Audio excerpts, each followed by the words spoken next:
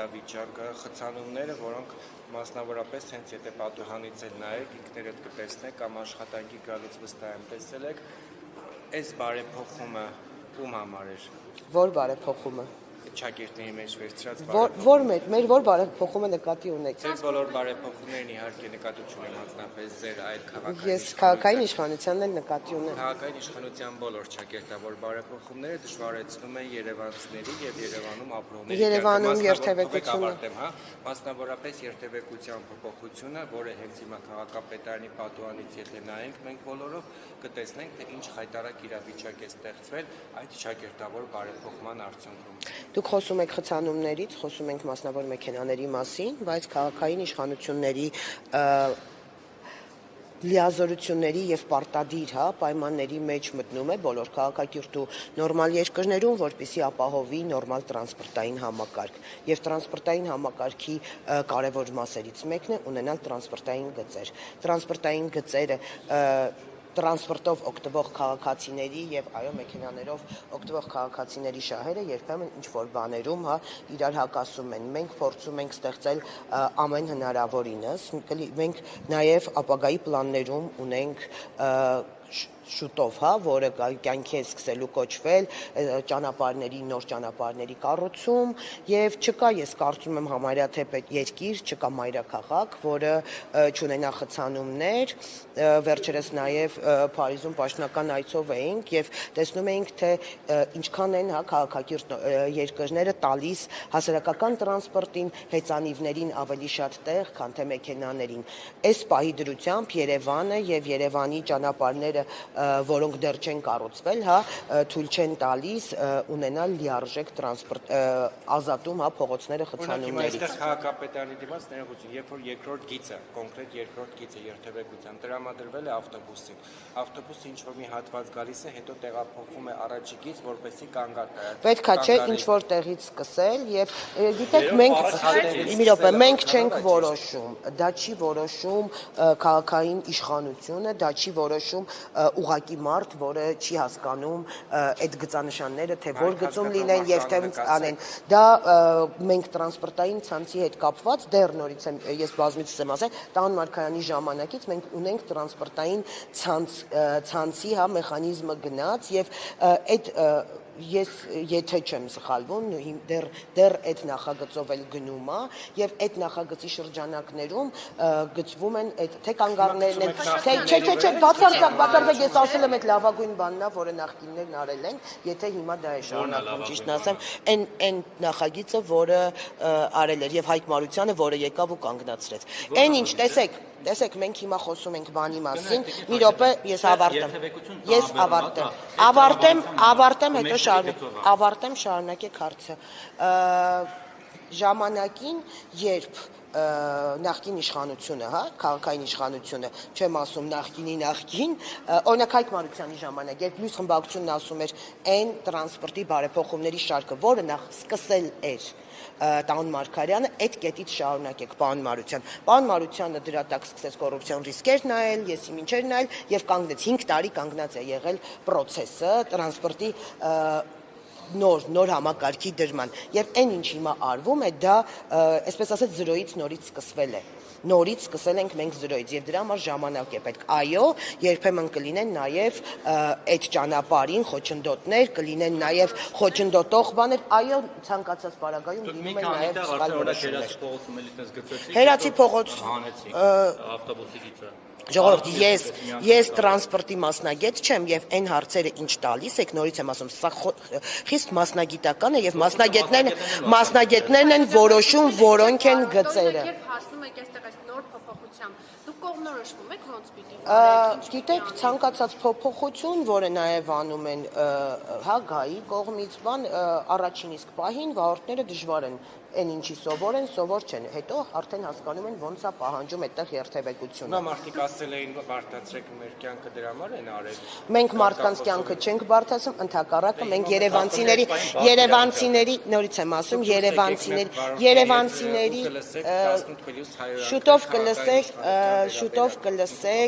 շուտով կլսեք նաև այն քաղաքացիների օրհնանքները, որոնք օգտվում են տրանսպորտից։ Մի բան Ձեր կուսակիցը, որ նաև ավականու անդամ էր, Արտակը Զեյնալյան, մի քանի օր առաջ ընտրվեց Սահմանադրական դատարանի անդամ։ Դուք սա նորմալ եք համարում։ Դրանից առաջ Կարեն Անդրեասյանը ԿՊ-ից էր, մի օր հետո դուրս եկավ ԿՊ-ից, դարձավ ԲԴԽ նախագահ։ Հիմա ձեր կուսակցականը մի օր հետո տենց ոնց որ փոշի մաքրեց, այսպես ասած դարձավ ՍԴ անդամ։ Արտակ Զեյնալյանը փոշի մաքրելու կարիք չունի։ Արտակ Զեյնալյանը հպարտությամբ եղել է Հանրապետություն կուսակցության անդամ,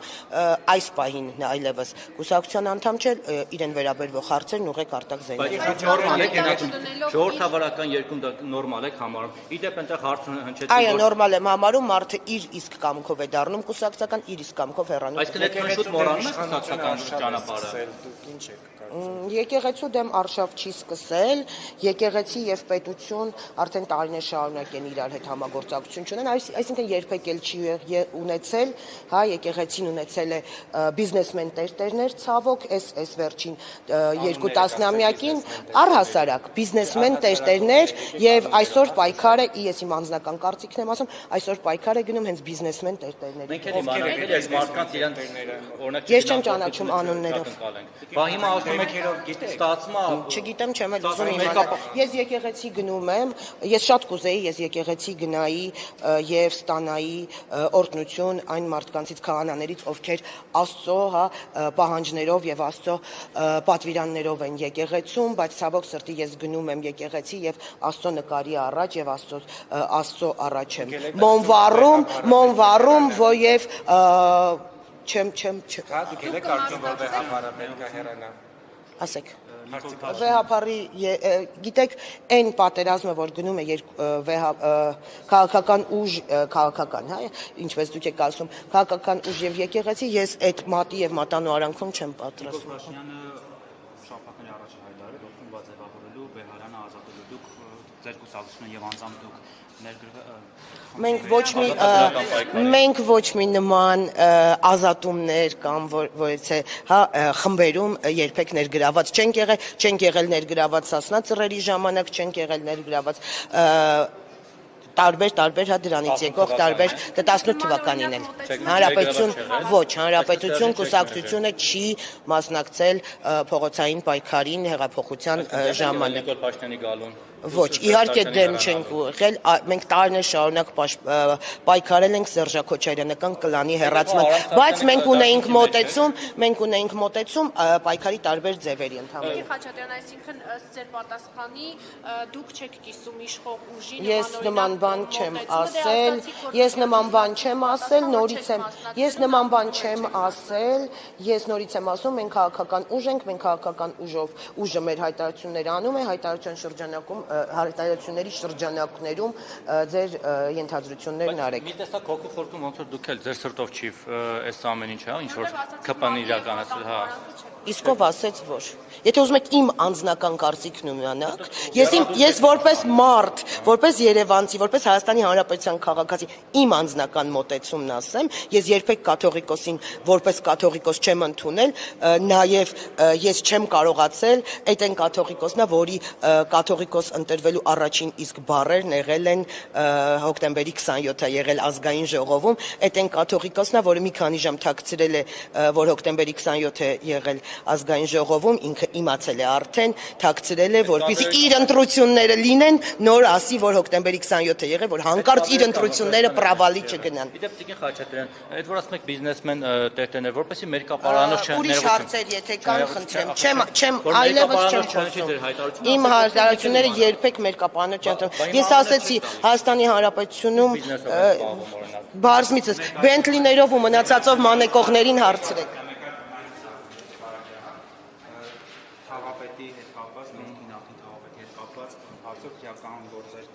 Այո, կան քրեական գործեր, այո, երկրում է եւ ստորագրությունով երկրից չբացակայելու պայմանով են բոլոր ում վրա մեղադրանքներ առաջադրված է եւ բոլորը երկրում են։ Ինչպես է վերաբերվում, որ օրինակ Շենգավիթի արդեն նախին քաղաքապետը հա ծեծի ենթակալանավորված նախին կալանավորած ձեր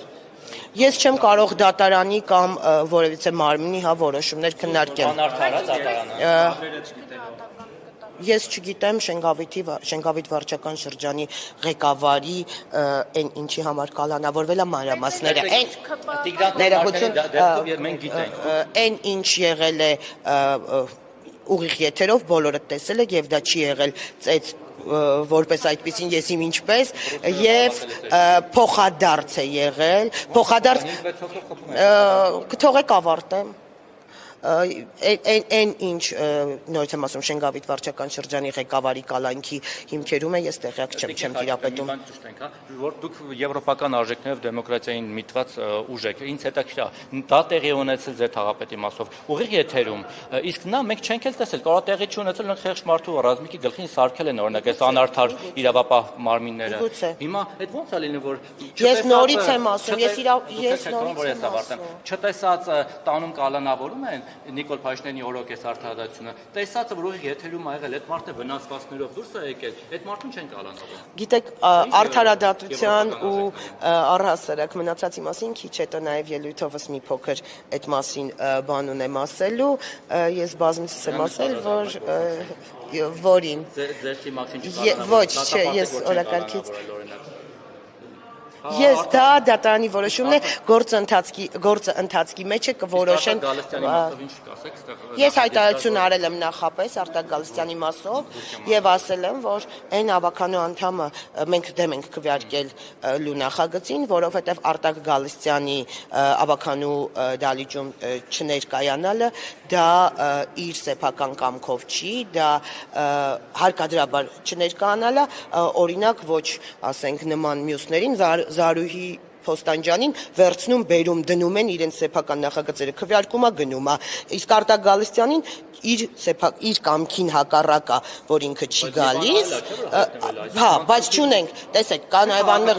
նաև անմեղության կանխավարկած ես չեմ կարող բանել երբ կլինի դատարանի որոշում Արտակ Գալստյանը ինքնըստինքյան կզրկվի նաև բան ձերև ԿՊ-ի Արտակ Գալստյանի ինտեղ գտնվել է դրա համար ես նորից եմ ասում բերեք